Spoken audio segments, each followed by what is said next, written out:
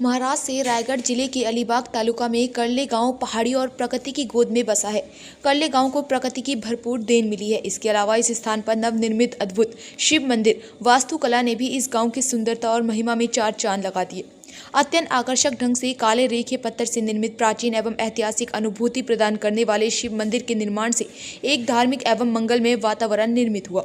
मंदिर के सामने झील वृक्षावली कुआं ने शिव मंदिर के महत्व को दोगुना कर दिया। शिव मंदिर के निर्माण की प्रबल एवं प्राचीन अनुभूति से कई लोग अभिभूत हैं। पिता बसंत पाटिल की शिव मंदिर की संकल्पना अर्केश पाटिल और श्रीमती ज्योति पाटिल ने साकार की। कैलाशवासी वसंत मोरू पाटिल की याद में अपने खर्च से बेटे आकेश पाटिल ने एक शिव मंदिर का निर्माण किया और मंदिर का जीर्णोद्धार किया गया। इस शिव मंदिर के रूप में एक सुंदर, आकर्षक और मजबूत कला का नमूना साकार हुआ। इस मौके पर बेटे अर्केश ने भावुक होकर कहा कि मेरे पिता का सपना हर हाल में पूरा हुआ। शिव मंदिर का सुनहरा चमचमाता शिखर मंदिर की सुंदरता में चार चांद लगा देता है। ग्रामीणों का मानना है कि ये शिव मंदिर हजारों साल पहले की उन्नत इंजीनियरिंग और कलात्मकता का प्रतीक बनेगा। शिव मंदिरों को भारतीय वस्तुकला, मूर्तिकला और संस्कृति की उत्कृष्ट कृतियां माना जाता है। काले गांव में काले पत्थर से बने शिव मंदिर की यह प्रतिभा भी मूर्तिकला और नक्काशी के माध्यम से अधिक आकर्षक और प्रभावशाली लगती है। मंदिर में सुंदर और मनमोहक मूर्तियां मन मोह लेने वाली हैं। आंगन में लगे स्तंभ और तुलसी भी ध्यान आकर्षित करते हैं। आरकेश पाटिल ने विश्वास व्यक्त किया कि शिव मंदिर भक्तों, पर्यटकों और शिव भक्तों के लिए भक्ति और आध्यात्मिक संतुष्टि का स्रोत होगा।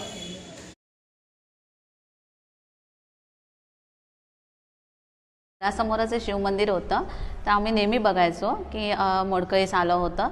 कोरोनापासून आम्ही याची सुरुवात केली होती थोडी। त्याच्यानंतर आम्ही इतर देवळं कोल्हापूरला जाऊन बघितली, त्याप्रमाणे तिकडनं कारागीर मागवले आणि पंचक्रोशीत असं देऊळ नाही, तेवढं सुंदर देऊळ बांधलेलं आहे। ते नेमकं कुणाच्या स्मरणार्थ बांधलेलं आहे आणि त्याच्यासाठी पुढाकार नेमका या मंदिरासाठी कुणी घेतला? माझे सासरे कैलासवासी वसंत मोरू पाटील, त्यांची खूप इच्छा होती आणि गेले 20 वर्ष ते खूप असं प्रयत्न करत होते की आपण हे देऊळ बांधूया, पण त्यांच्या हातीत नाही झालं। पण त्यांचा मुलगा, माझे नवरा आरकेश वसंत पाटील यांनी ते इच्छा पूर्ण केली।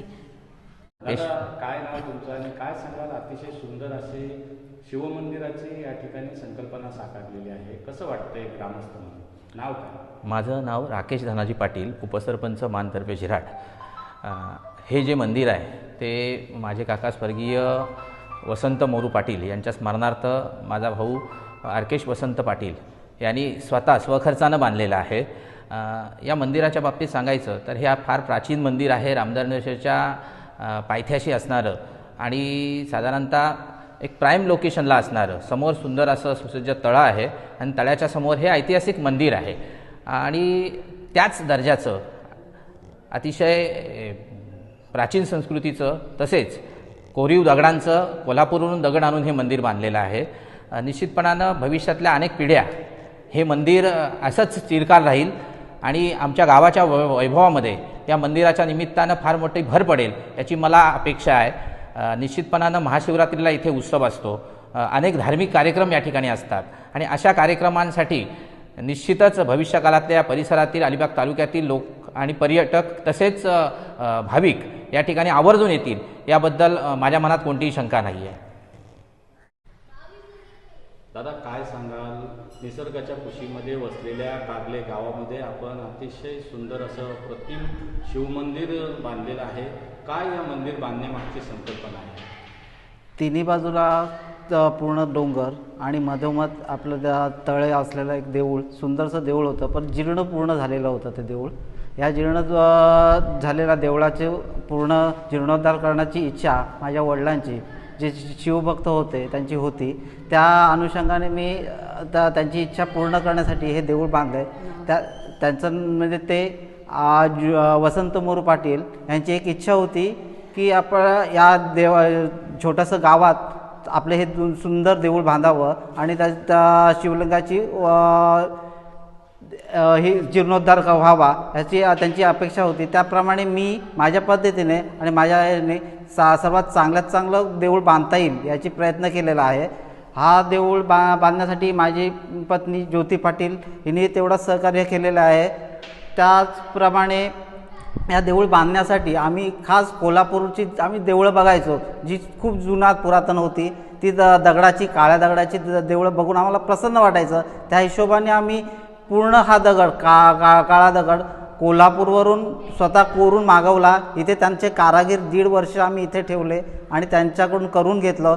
प्रयत्न केला खूप चांगलं करण्याचं, जे सुशोभित होईल. छोटंसं गाव आहे ते या कारणाने लोक बघतील, त्याची प्रसिद्धी होईल आणि लोक येतील आपल्या गावात, हीच अपेक्षा होती. आणि जे पुरातन शिवमंदिर आहे, जे ही त्याची अशीच ही व्हावी, ही माझी इच्छा आहे की जे आपल्या संस्कृती आहे ती उन्नतीत व्हावी.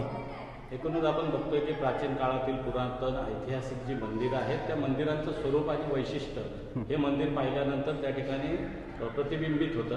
काय सांगाल ज्या पद्धतीनं हे दगड या ठिकाणी पाषाण वापरलेला आहे, दगडवीट किंवा इतर जे दगड आहेत लाल मातीचा दगड यांचा वापर न करता आपण हे दगडं वापरलेली आहेत आणि मजबूत आणि आकर्षक असे दगड आणि एकूणच रचना आहे, त्याबद्दल काय सांगाल?